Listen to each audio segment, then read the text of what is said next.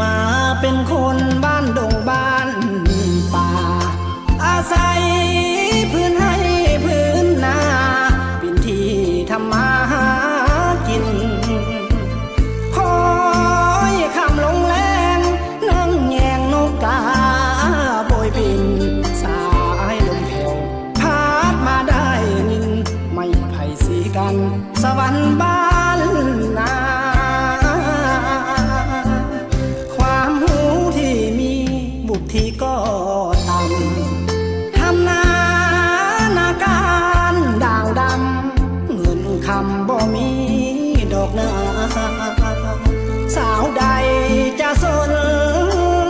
คนบ่มีปริญญาหนุ่มผ้าแพรผ้าขมาบ่ได้ดูลาเหมือนคนเมืองใหญ่โท